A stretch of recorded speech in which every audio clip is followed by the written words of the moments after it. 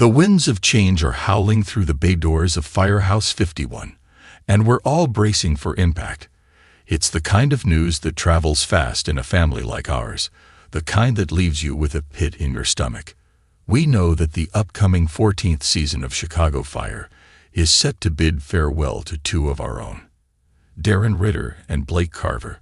The speculation is already a wildfire, with all of us wondering how their stories will conclude, praying they leave 51 on their own 2 feet and not in the back of an ambo. While the silence from the season 13 finale offers no comfort, it's a stark reminder that the faces of our beloved Firehouse are in a constant state of flux. We've said goodbye to so many over the years. Some departures were gut-wrenching, leaving scars that still ache. Others were quieter, a slow fade from the daily roll call. But not every empty locker needs to be immediately filled. Some roles are so uniquely tailored to the person who held them that a replacement feels almost like a betrayal. And yet there's one member of the 51 family, a beloved soul who left us far too soon, whose absence has created a void that feels deeper and more profound with every passing day. A hero whose tragic off-screen passing has left a paw-shaped hole in our hearts that has yet to be filled. Yes, we're overjoyed for Stella Ride and the news of their impending bundle of joy. The thought of a new life filling the Firehouse with tiny giggles is a beacon of light. But let's not forget Stella Kid's first baby at 51, the 4-legged polka-dotted whirlwind of pure, unadulterated chaos and love. Tuesday, when a nervous Ritter first brought the rambunctious Dalmatian into the station in Season 7, not everyone was thrilled. Herman, ever the pragmatist, saw only chewed-up boots and messes to clean. But Tuesday, with her boundless energy and soulful eyes, had other plans. She wasn't just a dog. She was a force of nature.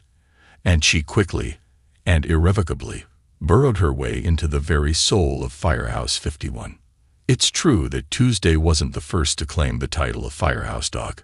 That honor belongs to the lovable Pouch, who graced our screens for a handful of episodes in Season 4 before finding his forever home.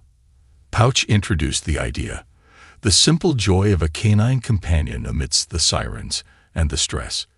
But a Dalmatian, that's the quintessential Firehouse dog, a classic image of bravery and loyalty.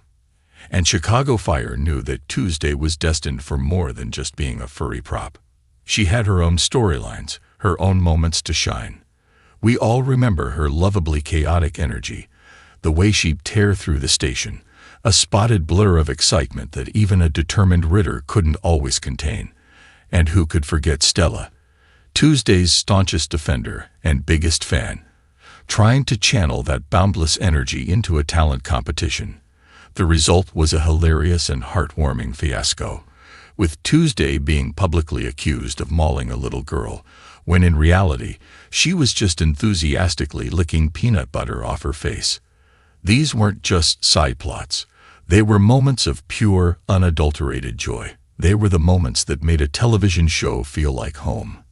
The real-world passing of the dog who played Tuesday after Season 10 was a quiet tragedy, but her absence on screen has been a deafening silence.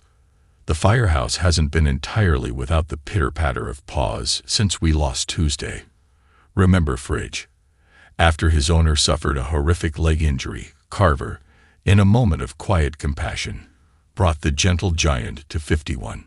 With Kid's blessing, Fridge found a temporary sanctuary amongst the heroes of Truck and Ambo. For Carver, who was nursing the fresh wound of Tori leaving him, Fridge was more than just a temporary roommate. He was a confidant, a furry shoulder to lean on until he was ready to face his friends. Had his owner not recovered, it's a safe bet that Fridge would have become a permanent fixture. What's even more touching is the subtle hint that Fridge might have already been a part of the Chicago Fire universe. In a blink and you'll miss it moment during the stop, drop, and roll talent contest, a dog with strikingly similar markings can be seen standing just behind our beloved Tuesday.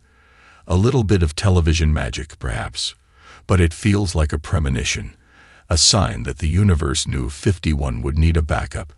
A canine guardian angel opened the door to the idea of a Firehouse dog.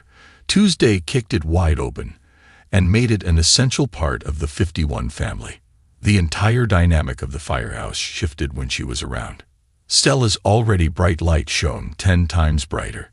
Herman, her initial grumbling critic, transformed into one of her most devoted fans, his gruff exterior melting away with every sloppy kiss and wagging tail.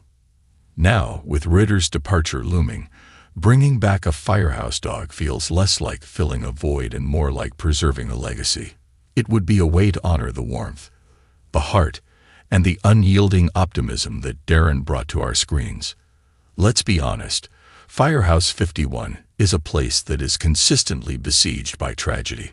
The emotional toll of the job is immense, and the personal lives of our favorite firefighters are often just as tumultuous.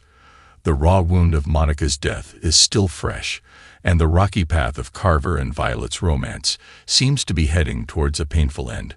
In the midst of all this darkness, a wagging tail and a friendly, furry face can be a powerful antidote. A dog doesn't care about bad calls or broken hearts. A dog offers unconditional love, a moment of pure, uncomplicated joy in a world that is anything but.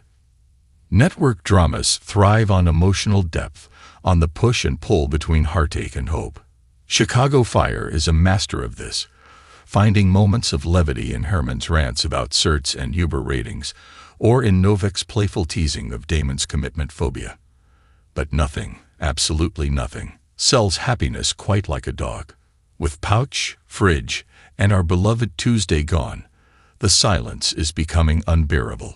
It's time for a new chapter.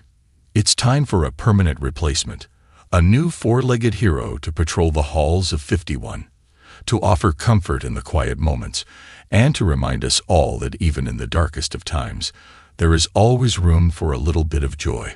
The heart of Firehouse 51 has been broken before, but this is one wound that is so easy and so necessary to heal.